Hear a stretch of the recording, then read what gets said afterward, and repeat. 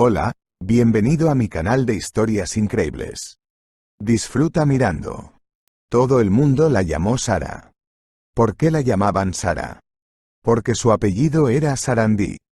En realidad, el nombre de la señorita de la calle era bastante corriente: Catalina. Catita. Pero a los vagabundos del lugar no les gustaban los sentimentalismos y no aceptaban a las jovencitas. Sin embargo, las circunstancias fueron tales que durante un tiempo Cata vivió con ellos, en el sótano. Mendigando, robando. Afortunadamente, en la policía ella tenía su propia gente. Catalina Sarandí creció en un orfanato. Sus padres se llevaron todas sus posesiones cuando ella tenía 3 años. Ni siquiera lo recordaba. Cuando le dijeron que su madre y su padre la habían vendido por una botella de vodka, la niña tenía 6 años. Lloró durante mucho tiempo, y entonces, un niño que también vivía en el orfanato, pero era un poco mayor, la calmó. Mis padres me tiraron al cubo de la basura. Y sigo vivo. Sabes, no todo el mundo tiene padres que le quieran, y no todo el mundo los tiene. Creo que simplemente no tengo padres. Eso es todo. Y eso es lo que piensas. Es más fácil así. Esas personas que te abandonaron no son padres. No son nadie. Eso es todo. Cuando crezcas, se habrán ido. No los necesitas, igual que ellos no te necesitaban a ti. Quizá te adopte gente buena y sean tus padres, dijo.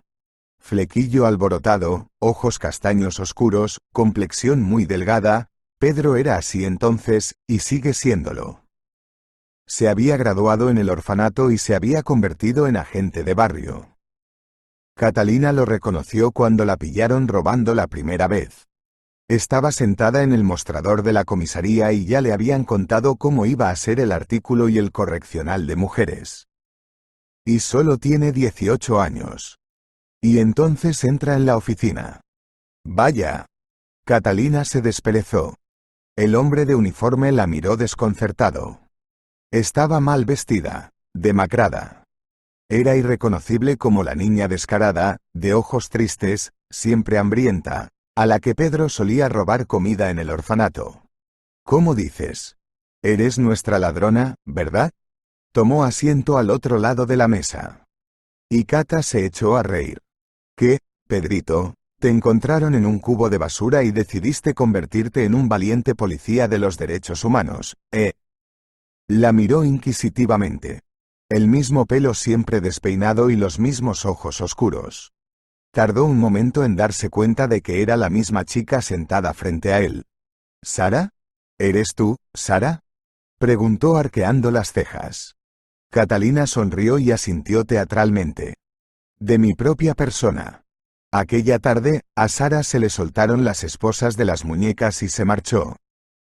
Desde entonces, Pedro no la había perdido de vista. No había chispa ni nada parecido entre ellos. Solo la consideraba su hermana pequeña. Pedro Albao ya estaba casado y su mujer estaba embarazada. Cuando dejó salir a Catalina, la encontró un día después, trayendo un montón de ropa de su mujer y de su suegra. Y ropa de abrigo y tal. Y comida. Cata lo cogió todo y le dio las gracias. Se dio cuenta de que estaba disgustado porque no le habían dado un piso como a los demás al salir del orfanato.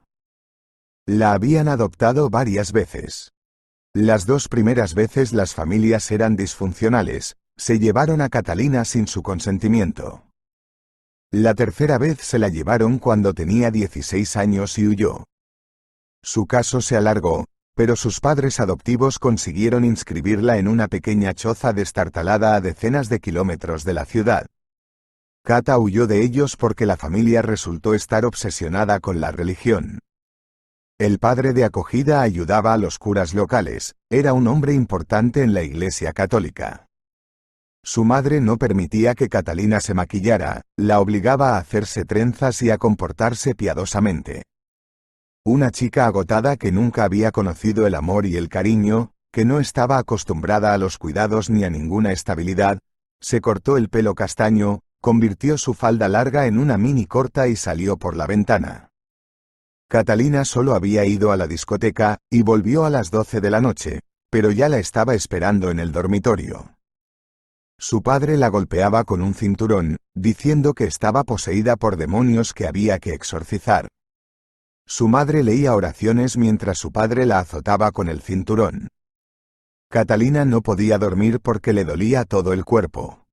La encerraron en casa y no la dejaron salir. La mataron de hambre durante 4 días, solo le dieron agua y manzanas. Finalmente, cuando su madre se acercó a ella con un plato de gachas, Catalina fingió desmayarse de hambre. La mujer bajó la guardia, lo que permitió a Catalina escapar. Corrió por el pueblo y gritó pidiendo ayuda, pero no había nadie. La población ya no se contaba por cientos, sino por docenas. Cata corrió al patio de un granjero local y pidió que llamaran a la policía. «Me han pegado. Me han matado de hambre». Mostraba magulladuras y abrasiones, y su rostro demacrado hablaba por sí solo. El granjero llamó a la policía y detuvieron a su padre. Le dijeron que esperara a que llegara el funcionario de protección de menores. Catalina decidió no esperar y se escapó. Acabó quedándose en aquella casa. Pero nunca volvió a ese lugar. No quería ver a sus padres de acogida. Sinceramente, intentaba obedecer, fingía rezar, pero la ortodoxia no era para ella. No creía en Dios. Y unos padres demasiado piadosos no podían aceptarlo, intentaban cambiarla y reeducarla con terribles métodos bárbaros. No tenía documentos, no tenía nada. Estuvo 2 años sin hogar hasta que conoció a Pedro. Él acabó encontrándole una bonita casa abandonada. Cuando empezó a hacer frío, la llevó a otra parte de la ciudad y le enseñó esta casa. Sé de buena tinta que nadie te va a echar de aquí. La casa ahora ha sido tomada por el Estado. He insinuado a la comisaría local que te quedarás aquí. Hasta que te instales. Tengo miedo de que te emborraches con los vagos, le dijo. Catalina frunció el ceño. Podía tomarse unas copas, pero rara vez lo hacía, y solo para calentarse. Yo no bebo, Pedro. Quizá deberías. Solo tengo 19 años y mi vida ya está acabada. Ni siquiera empezó para mí. Me han perseguido, tirado, dejado atrás. He trabajado en un café, el Gran Alfajor, Avenida Islas Canarias. ¿Y qué? Me culparon de todas las desgracias que ocurrieron en el café. Soy un indocumentado. No me pagaron. Ni siquiera vi una propina. Los lugareños me miraban raro, pero no importa, estoy acostumbrado. Y el jefe, esa cabra gorda y cachonda, me tiraba los tejos cuando estaba borracha. Se me insinuaba y yo le decía que no. Y me inmovilizaba contra la pared después del trabajo, tanto que casi pierdo el brazo. Me corté con una astilla hasta el hueso. Los médicos no querían coserme, porque no tenía identificación. Al final, me cosieron y me echaron del hospital. Nadie se preocupó por mí. Supongo que lo mejor sería irme a la cama. Pero ni siquiera puedo hacer eso. No puedo meterme ese alcohol. Así que te preocupabas por nada. Pedro negó con la cabeza. Ha sido duro para todos, Sara. Tendrías que haber visto cómo aprendí, cómo me trataron. Yo también tengo cicatrices. En el cuerpo y en el alma. Pero hay que vivir, hay que luchar. Ya no puedes vivir con los vagos. Son buenos. No deberías decir eso. Mejores que los maestros de nuestro orfanato. Aquí está la llave de la casa. Pasad. Tendremos que calentar la cocina con leña. He traído algunos muebles de mi casa de campo y he puesto todo dentro. Vivirás. Quizá encuentres trabajo. Hazte los papeles. Tienes que pagarlos. Te lo he ofrecido. No aceptaré tu dinero. Gracias por el techo sobre tu cabeza. Nunca lo olvidaré. Catalina le abrazó, se despidió y entró en la casa. Era una pequeña ruina, apenas una casa o un edificio, como en el que habían vivido sus padres adoptivos. Suelos de madera que claramente no habían visto pintura en este siglo. Ventanas pequeñas, de doble cristal. Un vestíbulo espacioso, una habitación, acogedora, con una ventana. Cocina americana. Pedro le trajo un sofá, una vieja cama de hierro, un colchón, una manta y una almohada. Trajo algo de vajilla. No había cocina, solo un horno. Catalina aprendió a encenderlo, se acostumbró rápidamente a mirar la persiana. Hacía calor. En un viejo armario destartalado había unos cuantos libros que había leído de un tirón. Catalina no conocía a nadie en esta parte de la ciudad. Robaba tarros de ensalada en el sector privado. Limpiaba bodegas y cogía lo que quería. A veces se llevaba estofados, encurtidos. Los lugareños vivían ricamente y apenas notaban la pérdida. Y si lo hacían, era por la noche. Catalina llevaba una gorra y un cortavientos con capucha. Sabía que Pedro haría cualquier cosa por sacarla si la pillaban, pero no quería causarle más problemas. Con el tiempo, Catalina puso la casa en orden. Fregó el suelo, quitó toda la suciedad y las telarañas. Había eco en el interior, como en las habitaciones limpias y vacías. No había muchos muebles, pero ella arrastró todo tipo de cosas bonitas del desguace hasta la casa. Había encontrado allí una mesa y algunos libros que había preparado para leer. Se levantó temprano, al amanecer, y se puso manos a la obra. Había un desagüe en la casa, pero sacó agua del pozo de fuera. Calentó un cubo en la estufa y se bañó y lavó. Empezó a verse mejor, encontró un peine, una horquilla y algo de ropa, además de la que le había dado Pedro. A veces la gente no tiraba la ropa a la basura, sino que la ponía junto al cubo. Lo mismo hacían con otras cosas. Lo más difícil para Catalina fue meter la silla en casa. Era muy bonita, pero el gato la había arañado, la rompió.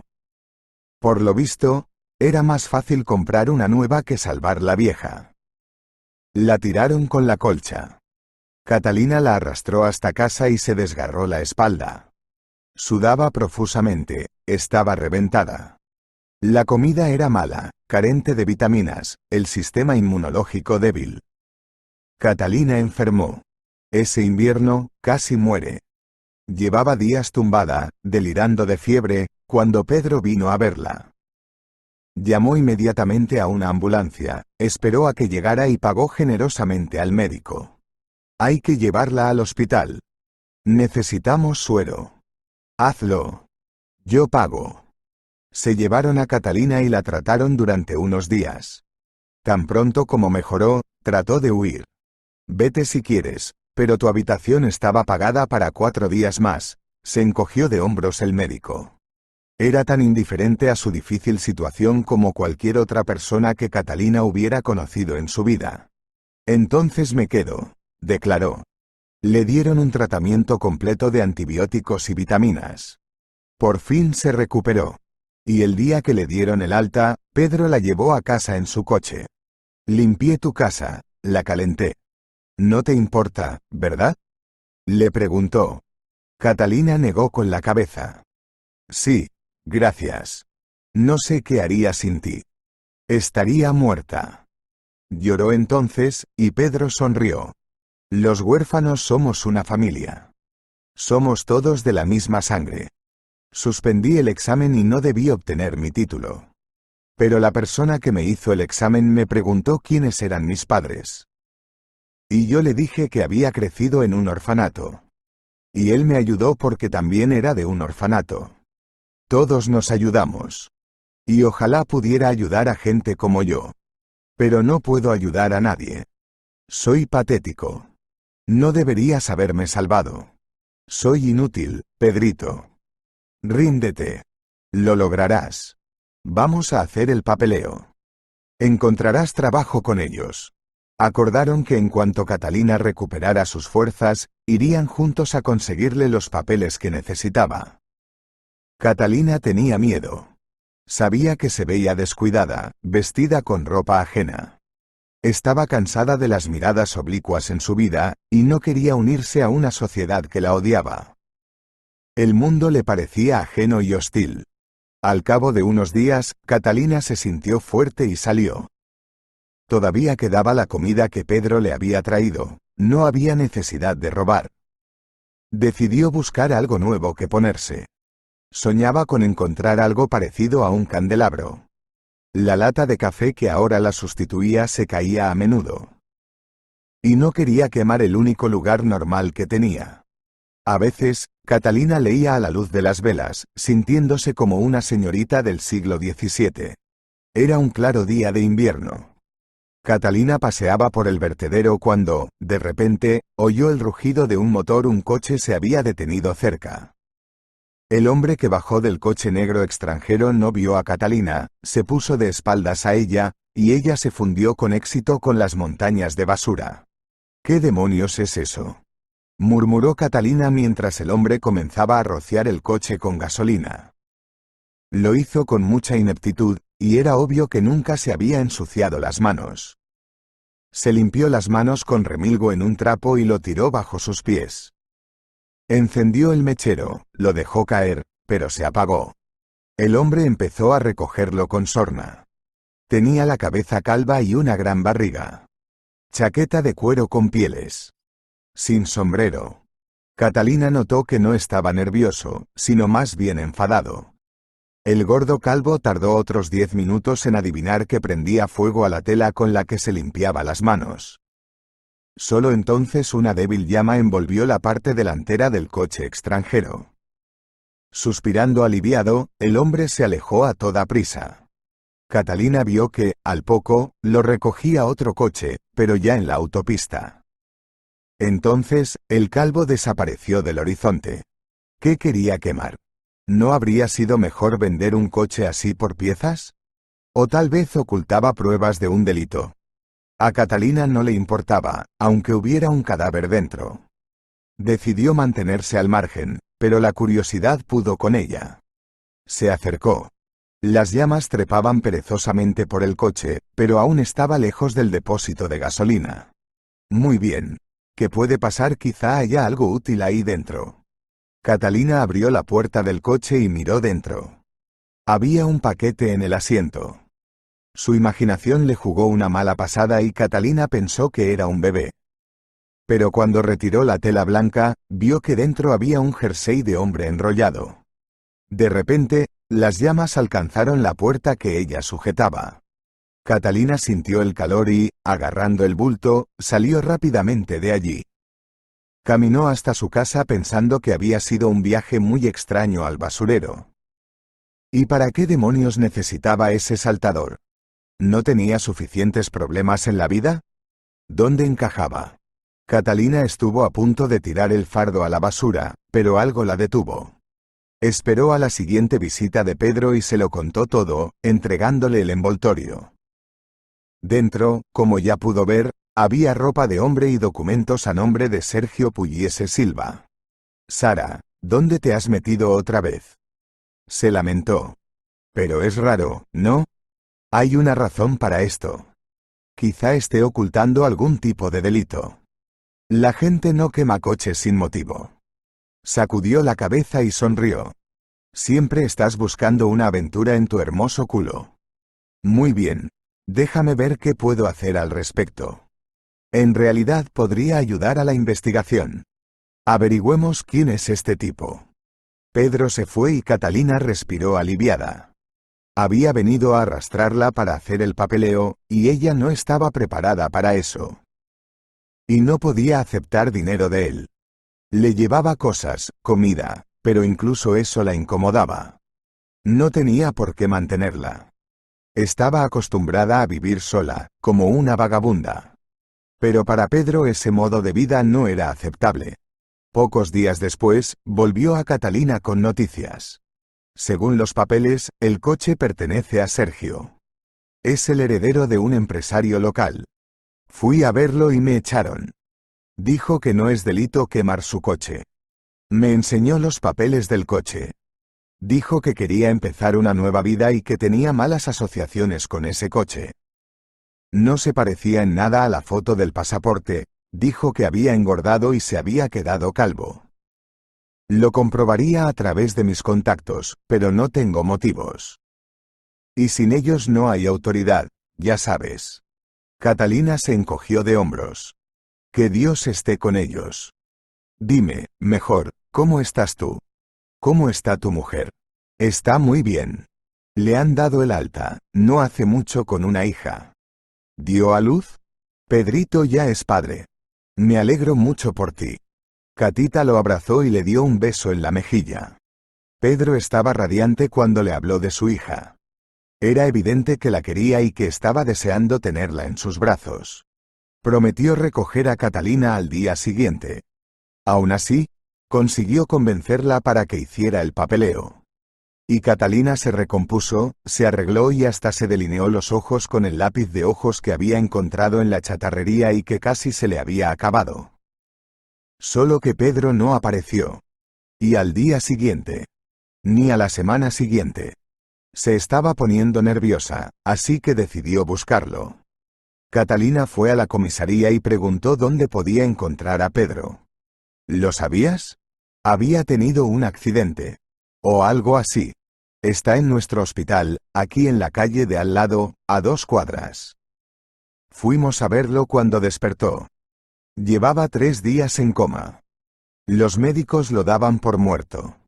Catalina corrió al hospital, emocionada. Un guardia la detuvo en la entrada. ¡Zapatos! Catalina lo miró cabizbaja, fue a la papelera, se puso el par ya usado y pasó de largo como si una corona brillara en su cabeza. La enfermera le dio una bata, y le lanzó una mirada lasciva cuando Catalina anunció que iba a visitar a un antiguo vegetal. Seguía en cuidados intensivos. Cata, estás aquí. ¿Estás viva? Susurró con los labios secos. ¿Agua? Preguntó ella. Pedro asintió en silencio, y Cata le dio un vaso de agua. ¿Qué tal estás? Preguntó ella. Tengo una lesión en la columna. No puedo levantarme. Los médicos dicen que tengo suerte. Suerte que estoy despierto. Conmoción cerebral. Fracturas, dislocaciones. No planeaban mantenerme con vida. ¿Quién es? Hizo su gran pregunta. Pedro la miró y Catalina soltó. La culpa es mía. Perdóname. Mierda. Pensé que era por algo. Hoy, cuando me dijeron que estabas en el hospital, me di cuenta. Es mi trabajo. No es tu culpa. Cavaste bien, ese tipo esconde algo aterrador. Solo que no pude llegar al fondo del asunto. Fui a verle esta tarde, le hice preguntas. Dios mío. Mi jefe estuvo en mi casa, le conté todo. Me regañó. ¿Por qué no viniste a verme?, me dijo. Que Sergio y su familia siempre han sido considerados delincuentes. Nunca supe nada de Sergio. Solo su padre y su medio hermano estuvieron involucrados en varios casos criminales. Pero se libraron.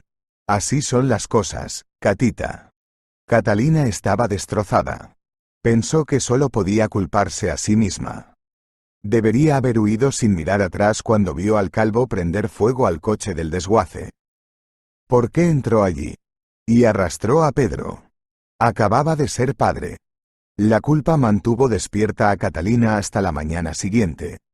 Miraba los dibujos del techo de madera y se torturaba con pensamientos oscuros. Era insoportablemente doloroso. La única persona que se preocupaba por ella había sufrido por su culpa. Se le metió en la cabeza la idea de que tal vez había estado sola toda su vida por alguna razón. Tal vez sea lo correcto. Quizás solo trae problemas y decepciones a todo el mundo. Al día siguiente decidió hacer todo lo posible para ayudar a Pedro. Fue a pedir que le devolvieran los papeles. Tenía dinero para hacerlo, había robado un bolso a una señora pintada en la calle. Dio una patada a un gato cojo que estaba sentado a la entrada de la tienda, aparentemente esperando a que le dieran de comer, delante de los ojos de Catalina. Catalina fingió inmediatamente chocar accidentalmente con ella y le arrebató el bolso. No fue difícil, estaba pidiendo a gritos que se lo quitara. Recuperar los documentos fue una verdadera molestia. Primero tuvo que demostrar quién era y por qué no tenía pasaporte, matrícula y todo lo demás. Afortunadamente, no había nadie empadronado en la casa donde vivía. La empadronaron temporalmente. Catalina escribió varias solicitudes y la enviaron a diferentes lugares de la ciudad. Los documentos médicos en un sitio, el carné de identidad en otro, el pasaporte y la partida de nacimiento en un tercero. Estaba cansada cuando por fin terminó con todo el papeleo. Solo tenía los certificados, los documentos reales tenían que esperar. Incluso la partida de nacimiento, que se había quedado en casa de sus padres de acogida, tenía que ser restaurada. Y a precio de oro. Catalina resentía los precios, pero no con mucho celo. Ya la miraban mucho. Después de firmar un montón de papeles, Catalina fue a ver a Pedro. El guardia del hospital cerraba habitualmente el paso con su ancha espalda, como un héroe de una película de acción o el control de cara de algún club nocturno de moda. Catalina sacaba habitualmente de la papelera y se ponía los cubrezapatos. En el pasillo se encontró con la mujer de Pedro. Catalina no la conocía personalmente, pero la chica se dio cuenta enseguida de quién tenía delante. ¿Tú debes de ser Catalina?, preguntó secándose una lágrima. Sí. ¿Y tú eres Andrea? ¿Cómo está?, preguntó la chica. La mujer de Pedro suspiró. No está bien. Debería tener esperanzas, creer, y está completamente hundido. Me gritó por decirle que se recuperaría. Tiene miedo de esperar lo mejor. Pero no puedes tener esperanza sin esperanza. Tiene que creer. Los milagros ocurren. Y los médicos dijeron que en el 5% de los casos, estos pacientes vuelven a ponerse de pie. Uno incluso bailó después de la misma lesión. Tiene que creer. Tiene que probar los tratamientos. Pero no lo hará. Se niega. Catalina entró en la habitación y me dijo que había recuperado los documentos. O mejor dicho, que había dado el primer paso hacia la recuperación. Pedro la elogió, estaba contento. Voy a buscar trabajo. Quizás sea tu cuidador. Ahora estás en una silla de ruedas de por vida, ¿no? Pedro la miró sorprendido. Bueno, los médicos dicen que en el 5% de los casos. ¿Qué porcentaje? No sientes las piernas. No tiene cura. Ya está. Lo siento, pero estás condenado. Y es mejor acostumbrarse de inmediato. No me entierres antes de tiempo. No te estoy enterrando. Solo estoy exponiendo los hechos. Catalina lo dijo a propósito. ¿Le exigió a su mujer que no le diera falsas esperanzas? Muy bien. No hay problema. Así es la humildad. Solo que no le gustó la actitud de Catalina aún más que la de su mujer. Saldremos de esta. ¿No crees en mí? No crees en mí. Sí creo. Pedro la miró largamente y no dijo nada. Cata no tenía formación, ni siquiera en la escuela, pero era muy hábil en psicología inversa. Consiguió encender el deseo de Pedro por el tratamiento. Al día siguiente, Catalina volvió a encontrarse con la mujer de Pedro en el pasillo. Estaba llorando. ¿Qué más te dijo?, le preguntó. Nada. Le has devuelto la fe en la cura. Ya no dice palabrotas cuando hablo de ella. Es tan duro para mí. No he dormido, no he comido. Ahora mi vecina está cuidando a mi hija, y mi hija está enferma. No tengo energía para nada. Es duro para Pedro, pero también es duro para mí. Y no puedo decírselo, él no puede ayudarme, y yo solo me sentiré culpable una vez más. ¿Sabes, Catalina? No puedo dejar de llorar en casa. Catalina abrazó a Andrea. Si quieres, yo cuido al bebé. Y tú haz tus tareas, duerme la siesta. Andrea asintió. ¿No estás muy ocupada? ¿Yo? Se rió Catalina. Bueno, sí. Venga. Solo tengo trabajo por la tarde, y hasta las 7 soy toda tuya. Catalina estaba jugando con la hija de Pedro. Anita sonrió y se quedó callada con Catalina. Me gustaría trabajar con niños. Si tuviera la oportunidad de estudiar, quiero decir, me gustaría trabajar con bebés. O atender partos. Andrea hizo sus tareas. Se duchó, comió, se cambió de ropa y se sintió mejor. ¿Te gustaría ser pediatra? Preguntó. No, tratar a niños es diferente. No estoy segura de poder hacerlo moralmente. ¿Y si cometo un error? El error de un médico es un crimen. Podría costar una vida. Prefiero ser comadrona. Andrea suspiró. Yo también quise ser comadrona. Pero mis padres me convencieron para que me dedicara a la economía. Tuvieron una larga charla. Catalina consiguió ayudar a Andrea, levantarle el ánimo y la moral. La pequeña Anita dormía plácidamente mientras Catalina la mecía, tarareando una nana. Se alegró de que Andrea no la mirara mal como las demás. No tenía miedo de meter a una extraviada en casa. Catalina vio el buen trato y le dieron ganas de llorar de lo preciosa que era para ella. Durante los 6 meses siguientes, Pedro viajó a los médicos. Tuvo que dejar el servicio. Catalina, por su parte, aceptó un trabajo de limpiadora en la tienda y la biblioteca locales. Necesitaba el dinero para visitar a Pedro. Él necesitaba mucho el apoyo. Discutía constantemente con su mujer. Él no se aceptaba a sí mismo como inválido, y ella se cansó rápidamente de sus caprichos, dado que tenía entre manos a su hija, que aún no había cumplido 1 año.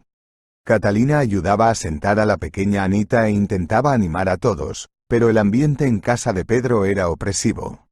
Por casualidad, escuchando una conversación entre 2 clientes, Catalina se enteró de que en el pueblo vecino había un curandero. O mejor dicho, no es un curandero en absoluto, y no está realmente en el pueblo, para ser precisos. Un anciano, antiguo médico y quiropráctico, se había ido a vivir al bosque.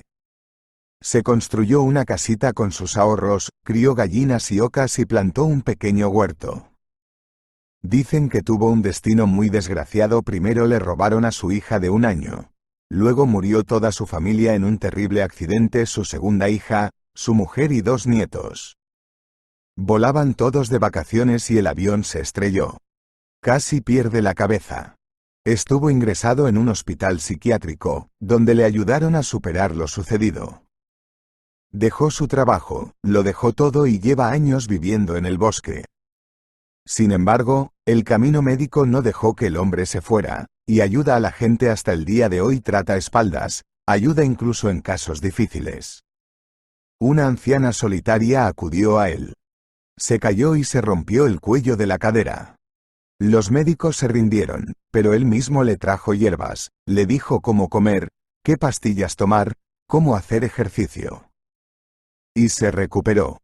Los rumores se extendieron y otras personas empezaron a acudir al curandero.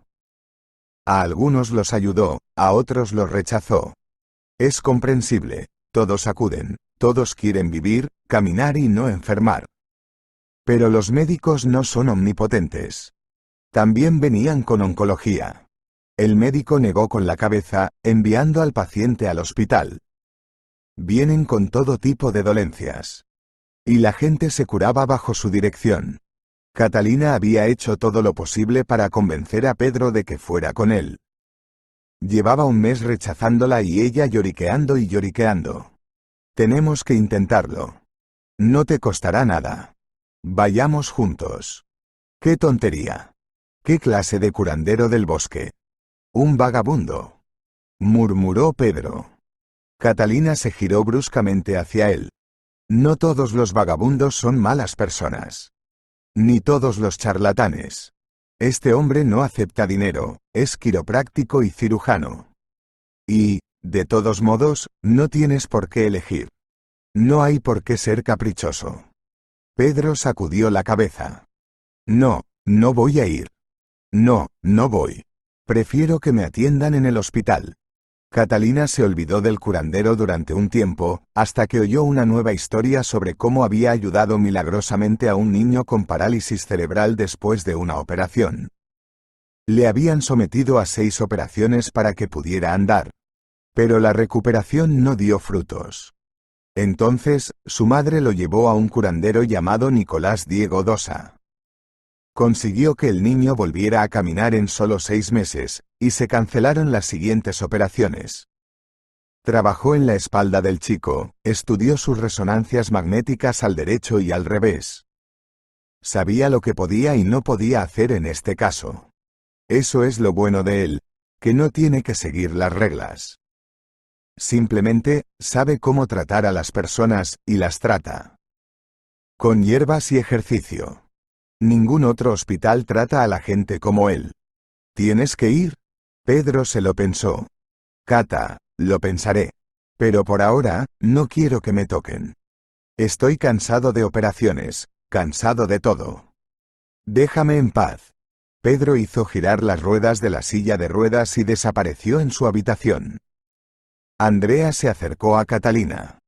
Está deprimido. Los médicos me lo advirtieron.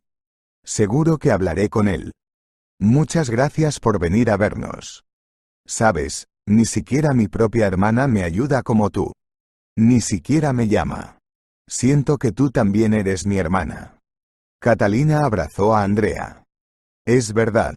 Siempre estoy dispuesta a ayudar. Volveré pasado mañana. Deberíamos darle un descanso, de verdad.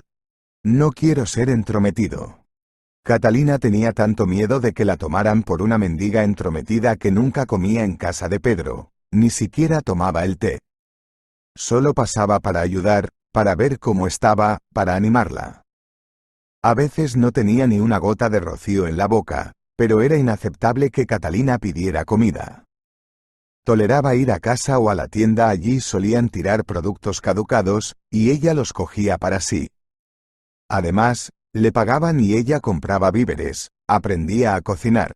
Al final, Andrea se hartó del pesimismo de Pedro, así que simplemente llamó a un taxi y lo puso a prueba. Te vas con Catalina. Fin de la historia. Anita y yo te esperaremos aquí. Coge todo tu historial médico y vete. Como si tuvieras algo más que hacer. Pedro maldijo a Catalina todo el camino. El taxista ya conocía estos lugares, había llevado gente allí antes. Pero no le dé dinero. Es un tipo duro, podría echarte. No necesita dinero, ayuda todo lo que puede. No tiene a nadie por quien vivir. Bueno, así era antes. He oído que tiene a un tipo viviendo con él ahora. Tal vez un pariente lejano, no lo sé. Tal vez está criando un aprendiz para reemplazarlo. Pero ya tiene sus años. Catalina ayudó a Pedro a subir al cochecito desde el taxi y lo llevó al patio de una pequeña casa. La casa debía de tener 30 metros cuadrados. ¿Cómo cabe ahí? Es como una cabaña con patas de pollo. Dijo Pedro. De repente, se oyó una voz detrás de él. A mí me basta. Pero eso probablemente ya lo sabes. Pasa.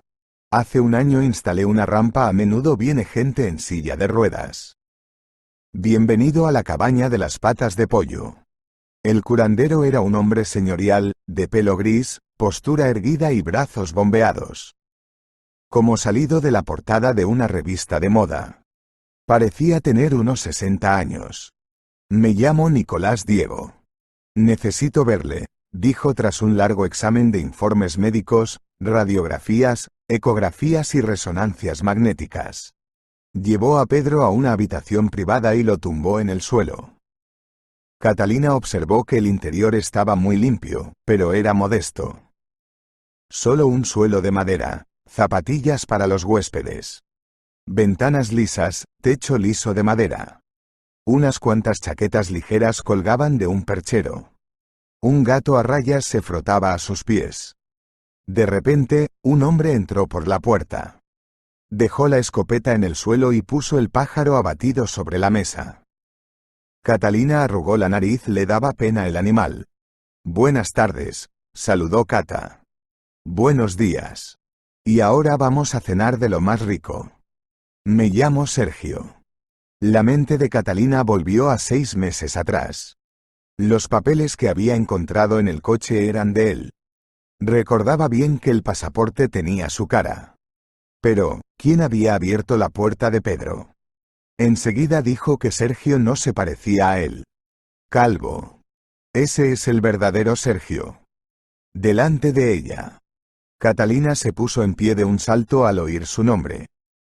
No era un nombre raro, pero se le quedó grabado en la memoria. ¿Eres un hombre de negocios? ¿El hijo de un hombre de negocios, eh? El hombre miró a Catalina muy sorprendido. ¿Quién soy yo? Eres Sergio. Vi tu pasaporte. El calvo intentó quemarlo con tu coche negro. Cuéntame más sobre eso. Resulta que Sergio había perdido la memoria. Solo recordaba haberse peleado con alguien, a trozos. Fue encontrado medio muerto a un lado de la carretera por Nicolás Diego. Él le ayudó a recuperarse, dándole hierbas para ayudarle a volver a ponerse en pie. Sergio no quería ir al hospital y pidió quedarse un tiempo con el curandero. Nicolás se sentía solo en el desierto, aunque estaba acostumbrado a hacer las cosas solo. Pero la edad le estaba pasando factura, tenía casi 70 años. Sergio recordaba su nombre, eso era todo. Su memoria no quería volver a él, pero sus dolores de cabeza habían desaparecido y había recuperado la vista. Tenía fracturas que se curaron muy rápido. Así fue como empezaron a vivir juntos. Cuando Nicolás Diego sacó a Pedro de la habitación, ambos sonreían. «Tenemos buenas noticias para ti», dijo el curandero. «Este hombre puede volver a ponerse en pie.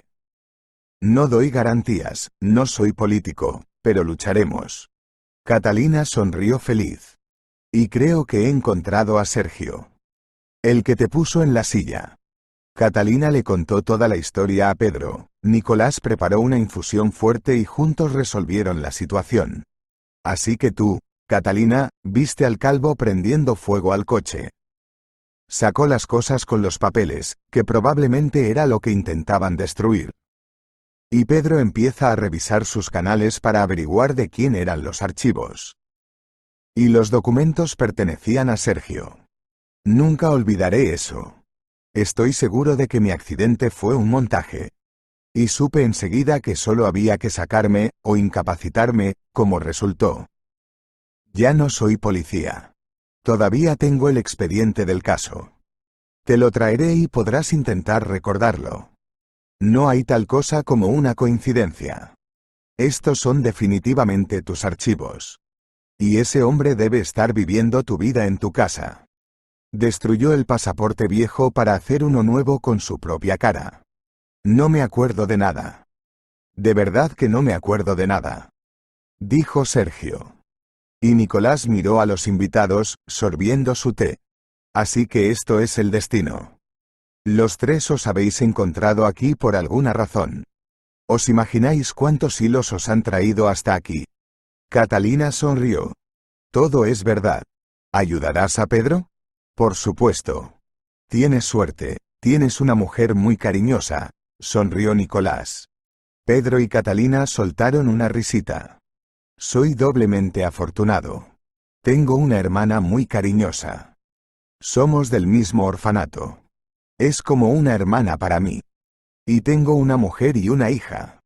Por su bien, lo soportaré todo. ¿Dijiste que el tratamiento será doloroso y largo? Estoy preparado. Nicolás programó la siguiente sesión y Pedro se fue. Él y Catalina volvieron 2 días después. Pedro había llevado fotos del pasaporte y de las cosas que Catalina había sacado del coche extranjero. Cuando se las mostraron a Sergio, éste las miró detenidamente. Ese soy yo. Y el calvo es mi hermano, Andrés. Es calvo y gordo. Nos parecemos, tenemos el mismo padre, excepto que él perdió el pelo antes. Y él está un poco más lleno que yo. Pero yo también tenía sobrepeso. Nicolás me ayudó a ponerme en forma. Dios, me acuerdo de todo. De casi todo. Pedro y Catalina miraron a Sergio con interés. ¿Fue él quien te lastimó? ¿Tu hermano? Preguntó Pedro. Sí. Recuerdo su cara, pero no recuerdo por qué. Me dolía la cabeza. Nicolás negó con la cabeza. Guarda tus papeles, no todos a la vez. Sergio, tómate un té mientras atiendo a nuestra paciente. Catalina y Sergio tomaron el té en silencio. Y de la habitación contigua llegaron los gritos de Pedro. El experimentado quiropráctico Nicolás Diego lo retorcía como a una bestia en una sartén, buscando puntos de dolor, tratando la columna vertebral. Normalmente, esto causa malestar, a veces incluso dolor. Pero en el caso de Pedro, el dolor era mucho peor. El hecho de que estuviera todo el tiempo en la silla y los músculos se debilitaran. Tanto la escoliosis como la osteocondritis eran obstáculos para una espalda sana y un estilo de vida móvil. Pedro intentaba ser paciente, apretaba los dientes, pero, a veces, un grito estallaba por sí solo. Y Nicolás estaba acostumbrado a que sus pacientes gritaran. Lo sabía, después lloran de alegría. Pero primero hay que llorar de dolor. Es el precio de la curación. Cuando sacaron a Pedro de allí, Catalina corrió hacia él. ¿Qué te estaban haciendo? Lanzó una mirada severa al médico. Es lo que hay que hacer. Una enfermedad así va a ser dolorosa. Ahora estoy colocando las vértebras en su sitio. He empezado por arriba, pero llegaré a la parte baja de la espalda. Ahí es cuando empieza el dolor. Y eso no está ni cerca. ¿Se recuperará después de eso? ¿Quién sabe? Nicolás sonrió. Dijo que es médico, no político. Vámonos. Tenemos que ir otra vez mañana, refunfuñó Pedro, y como de costumbre hizo girar las ruedas de la silla de ruedas. Sergio había estado mirando los documentos toda la noche. Lo recordaba todo definitivamente. Y, en la siguiente visita de Pedro, le pidió consejo. No sé qué hacer. Recuerdo claramente todo lo que me pasó. Excepto quizá los primeros días después del traumatismo craneal. Tuve una infancia feliz, mi madre, mi padre y yo. Cuando cumplí 14 años, resultó que mi padre había tenido una segunda familia todo el tiempo. Es cursi y anticuado, tenía una aventura con su secretaria. Empezó el negocio cuando yo nací. Y más o menos al mismo tiempo, tuvo otra mujer. Ella tuvo un bebé con el papá de mi medio hermano Andrés. Cuando se supo, mi madre se divorció de mi padre. Ella bebía, luego lo dejó. Luego empezó de nuevo, tuvo un accidente cuando estaba muy borracha. Yo solo tenía 16 años. Odiaba a mi padre, le culpaba de todo. Corté todos los lazos y el contacto con él y me fui de la ciudad. No nos hablamos durante 15 años hasta que recibí una llamada de que mi padre estaba gravemente enfermo. Era la misma mujer a la que se había visto obligado a dejar cuando mi madre pidió el divorcio. Estaba preocupada por él, diciéndole que a papá le quedaban semanas de vida. Tal vez incluso días, dijo que realmente quería una relación conmigo. Cuando llegué, mi padre lloró durante mucho tiempo porque me parecía mucho a mi madre. Echó a todo el mundo de su habitación y dijo que solo quería a mi madre. La aventura fue un error, pero no se atrevió a pedirle a la joven que abortara y se limitó a ayudarla con dinero, acercándose cuando ella se lo pedía. Tenía miedo de decírselo a su madre, y cuando ella se enteró, se acabó. Mamá no era el tipo de mujer que perdona el adulterio, y papá lo comprendió. Me quedé con él hasta el final, y papá murió en mis brazos.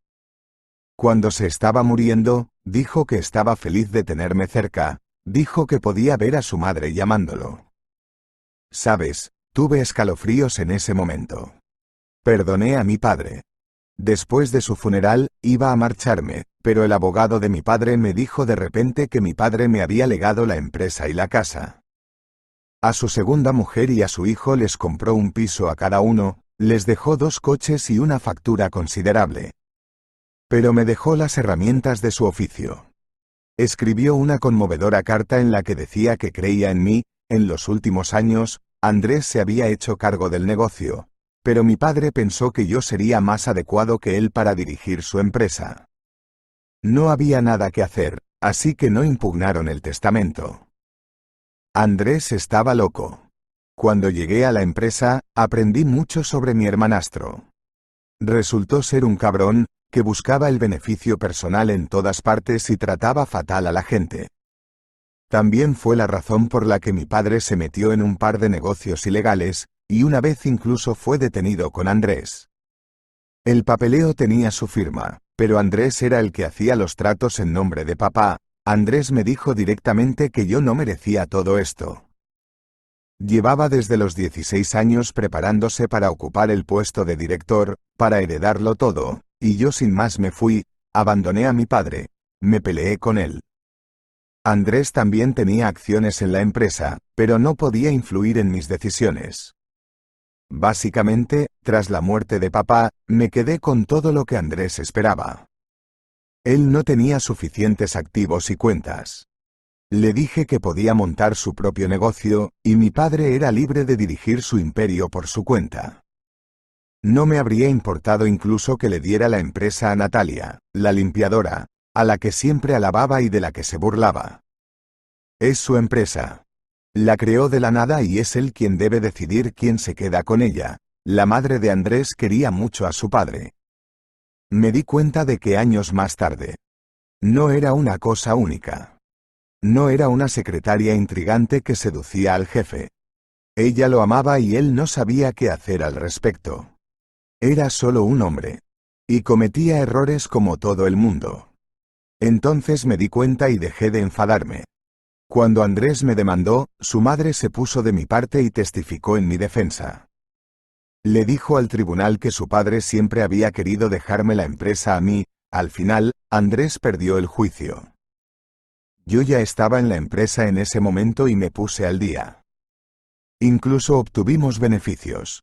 Después del juicio, Andrés había estado bebiendo. Y esa noche se acercó a mí y me gritó durante mucho tiempo que no me merecía todo lo que tenía. Me golpeó en la cabeza, y me pegó varias veces. No me desmayé inmediatamente, no fue como en el cine. Sentía un dolor insoportable, me saltaban chispas de los ojos. No recuerdo nada más. Luego Nicolás me levantó, terminó Sergio su relato. Catalina y Pedro se sentaron a su lado en la pequeña cocina de la casa del curandero. Nicolás estaba ordenando la habitación, preparándose para recibir a Pedro. Tienes que ir a la policía. Tienen ese jersey y el pasaporte. Hay una declaración de Catalina, que vio a Andrés quemar el coche y las pruebas. Va a ir a la cárcel. Sí, no está claro por qué se presentó como tú, dijo, pensativa, Catalina. Eso sí que está claro, le contestó Pedro. Llegué a la puerta de la casa de Sergio. Si hubiera resultado que Andrés vivía en su casa y el propio Sergio estaba desaparecido, se habría abierto un caso. Además, llevaría mucho tiempo encontrarle. Se llevó su nombre y su propiedad. Tu vida. Se convirtió en ti. Debió cambiar de equipo para evitar preguntas. ¿Cambiar de nombre no es un delito en este país? ¿Quién va a investigar las identidades? ¿A quién le importa? Es un movimiento arriesgado, pero dado el lío que a veces se monta en el campo, no me sorprende. 24 horas después, Sergio estaba en comisaría redactando un atestado.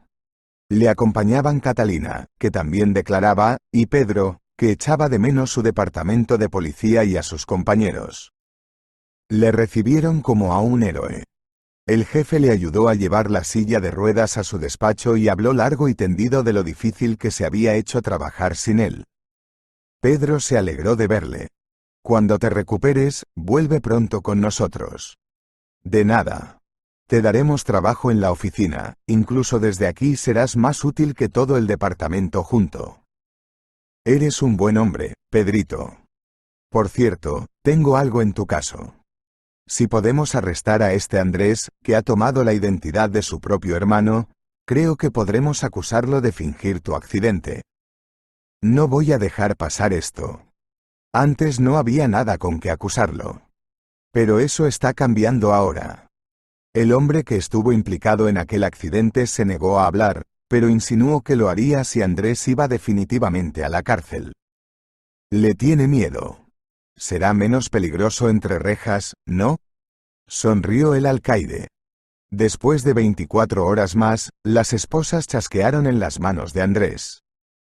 Pero se sobresaltó al ver a Sergio frente a él, vivo e ileso. Como Caín y Abel en la Biblia. Dijo uno de los agentes que acudieron a detener al acusado. Padre, no te habría perdonado.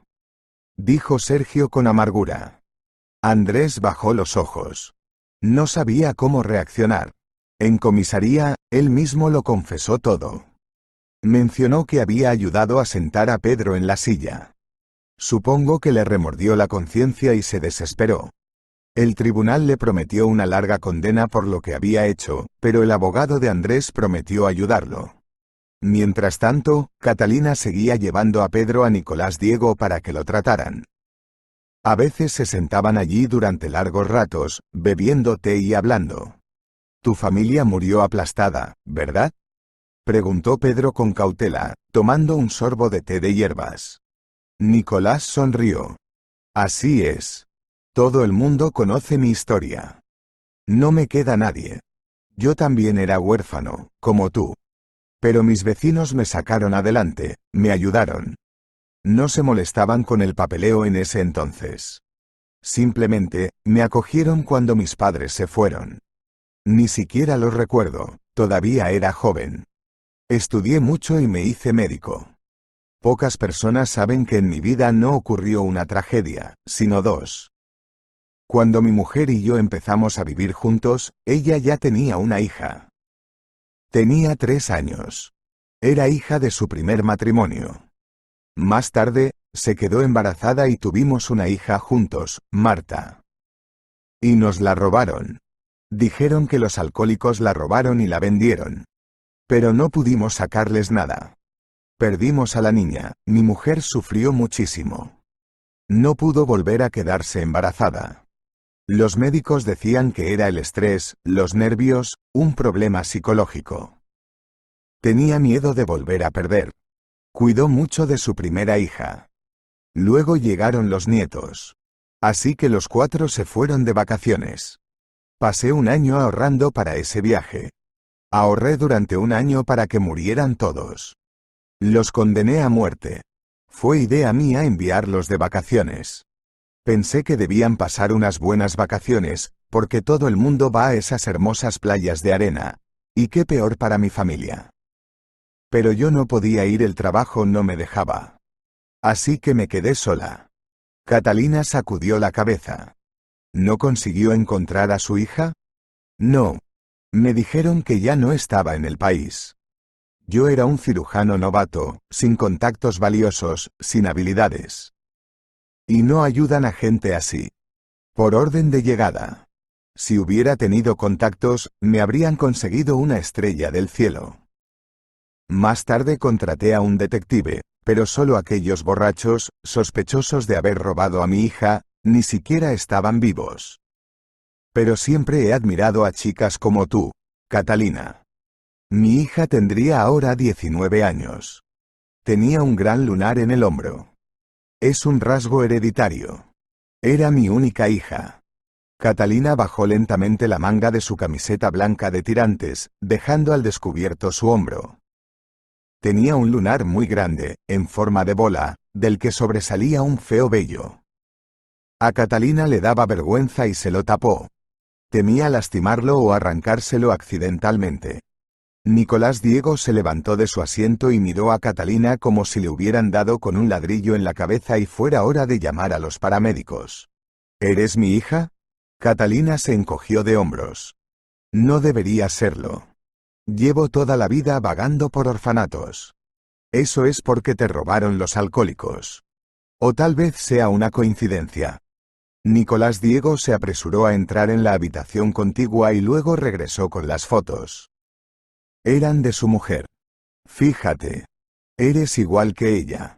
¿Por qué no me di cuenta? Catalina negó con la cabeza. No saquemos conclusiones precipitadas. Haremos una prueba de ADN. Dijo emocionado Nicolás Diego. Pedro los miró y casi llora. Catita, qué suerte tienes. Tienes un padre. No creo que haga falta ninguna prueba. Los dos os parecéis. Mira sus ojos y su nariz. También se parece a tu mujer. Hablaron durante otra hora. Nicolás Diego les acompañó y llevó a Catalina al hospital, donde le tomaron muestras de ADN. Resultó que en el hospital donde trabajaba Nicolás Diego todavía le recordaban y le querían todos. Debe de ser caro, dijo Catalina. Es gratis, le dijo el médico que tomó los materiales. Nicolás me salvó la vida. Yo tenía peritonitis, él la identificó a tiempo. Si no llega a ser por la tragedia, podría seguir trabajando hasta hoy. Nicolás negó con la cabeza. Lo habría hecho. Tienes razón, amigo. Mientras se preparaba el material, Catalina y Nicolás se sentaron en el parque a comer helado. Sabes, hace más de una década que no vengo por aquí. 13 años para ser exactos, Catita. ¿Y si la prueba demuestra que soy tu hija? ¿Entonces qué? Soy adulta. Nicolás se rió. ¿Qué clase de adulto eres? Soy casi un adulto. Te han robado la infancia. Sabes, no necesito una prueba, puedo sentir que eres mi sangre. Lo siento, eso es todo. No puedo explicarlo. Te miro y es como si la viera a ella, mi mujer. Fue entonces cuando sonó el móvil. Bueno, ¿cuál es el momento de la verdad? Sonrió el anciano. Cogió el teléfono y Catalina lo oyó. No sé ni cómo decírtelo. Este debe de ser tu 100º intento de encontrar a tu hija. ¿Recuerdas a cuántas chicas investigamos mientras trabajabas? Fuiste a orfanatos y colegios buscando niñas con un lunar en el hombro. Tenía miedo de decirlo en voz alta, Nicolás, pero incluso por la forma del lunar, estaba claro que esta chica era tu hija. Y la prueba lo confirmó. Hay un 99,9% de posibilidades de que Catalina sea tu hija Marta. ¡Felicidades! ¿Quizás ya estés de vuelta en la ciudad? ¿Cuántas veces tienes que enterrarte en el bosque? Nicolás Diego lloró y abrazó a Catalina. Y ella no supo cómo reaccionar. Ahí estaba, su verdadero papá. No un alcohólico como ella había pensado toda su vida. Un hombre perfectamente normal. Un buen hombre. ¿Qué vamos a hacer ahora? Preguntó Catalina. Ahora tú y yo vamos a ir a la escuela. Vas a recibir una educación.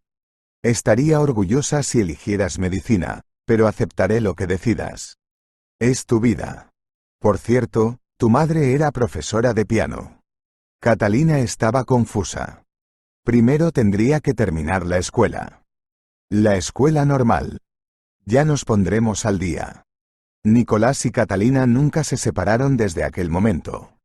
Él no la dejaba ir sola, ni siquiera a comprar cosas iban y le compraban a Catalina todo nuevo. Nicolás Diego tenía una clientela rica. No aceptaba dinero, regañaba si lo hacían, pero algunas personas no sabían expresar su gratitud de otra manera. Con el tiempo, empezó a aceptar dinero, pero solo si veía que se lo daba un hombre rico, que no era el último dinero de su cartera. Así fue acumulando una cantidad decente de dinero. No había gastado nada en todo este tiempo. Y tenía una pensión de trabajo impresionante. Su madre Natalia y yo nos juntamos cuando yo tenía 40 años. Ella tenía 35 y una hija, Isabel. Era joven, así que enseguida empezó a llamarme papá. Cuando creció, por supuesto, le dijimos que yo no era su padre biológico. Pero Natalia insistió. Isabel tenía un trauma psicológico, se acordaba de ti, nos ayudó a criarte. Estuviste con nosotros 1 año. Y 9 meses de embarazo. Isabel lo recordaba todo. Y cuando te secuestraron, estaba preocupada y asustada. Soñó toda su vida con encontrarte. Por desgracia, no pudo. Pero yo te encontré. ¡Qué suerte la mía! ¿Cómo me robaron? Preguntó Catalina. Tu madre estaba en el mercado. Estabas en un cochecito. Llegó a un callejón y un hombre la llamó. Gritó que una mujer estaba enferma. Natalia fue hacia ella, estaba tirada en el suelo. Dijo que tenía que llamar a una ambulancia, que ella no era médico y no podía ayudar. Se dio la vuelta y ya no estaban. Eran los mismos alcohólicos, hicieron que tu madre se diera la vuelta y el cochecito había desaparecido. Los investigadores pensaron que era un montaje para robarte. Quizá alguna pareja sin hijos hizo un trato con ellos. Las cosas eran diferentes, entonces, todo era más sencillo. Era fácil hacer documentos, hacer trampas. Ahora todo está en bases de datos, ordenadores. Catalina se acostumbró poco a poco a tener un padre. Fueron juntos al cementerio. Todos estaban enterrados allí: Natalia, su madre, Isabel, la hija de Natalia, y sus dos hijos pequeños. Eran gemelos Víctor y Roberto. Todos murieron el mismo día, el 20 de abril. Era un día soleado, muy normal, pero cambió la vida de Nicolás Diego de una vez por todas. En aquella época le ayudaban psiquiatras experimentados. Le contó a Catalina que había intentado suicidarse 2 veces tras la noticia de la muerte de su familia. La primera vez tras la identificación, la segunda tras el funeral. El juicio de Andrés fue muy sonado. Sergio asistió a la vista. Andrés se dio cuenta rápidamente de que había sido un tonto al contar el intento de asesinato de Pedro y cambió su testimonio. Pero eso fue lo que le enterró. Por supuesto, un abogado experimentado tergiversó, y dijo que su cliente, en caliente, dijo todo aquello, atormentado por la culpa por haber decidido apropiarse del nombre de su hermano. En el juicio, el abogado dijo que Andrés solo era culpable de apropiarse del nombre de su hermano. No golpeó a nadie en la cabeza, y Sergio, que resultó herido, podría haberse equivocado en algo. Se inventó toda una historia sobre cómo Andrés acababa de pelearse con su hermanastro. Se hizo pasar a Sergio por un buscavidas y un hipócrita que había ido a casa de su padre a quitarle el dinero. Pero el juez no creía que Andrés, que había precisado todos los detalles de la agresión a Pedro, fuera de repente inocente. Estaba claro, se dio cuenta de que se enfrentaba a una pena de cárcel y lo tergiversó todo. El tribunal le declaró culpable de agresión a su hermano, de estafa, pero no pudo probarse su implicación en el ataque a Pedro. No había motivos suficientes para la acusación. Aunque, estaba claro para todos en la sala que Andrés quería quitar de en medio a demasiado entrometido defensor de la ley y el orden. La conclusión fue contundente: Andrés fue a la cárcel durante 6 años, pero el fiscal susurró que la pena se reduciría por buena conducta. Con eso le basta. Suspiró Sergio. Salió del tribunal agotado. Había sido fácil la primera vez que entró en la empresa de su padre. Ahora, después de semejante trauma, no sabía qué hacía ni por qué. Quería venderlo todo, deshacerse de todo. Pero eso no era lo que su padre habría querido. Recordaba bien lo duro que su padre había trabajado para construir su imperio, y era simplemente inaceptable dejar que todo se echara a perder. Por lo tanto, Sergio trajo de vuelta a todo el personal del pasado. Andrés se deshizo de todos, incluso de la infeliz señora de la limpieza, a la que tanto quería su padre.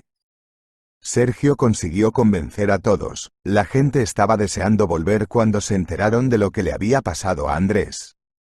Eran una familia desde hacía mucho tiempo. El despido fue como un cuchillo clavado en la espalda de todos. El negocio iba remontando tranquilamente. Un día, Sergio se cruza accidentalmente con Catalina en la ciudad.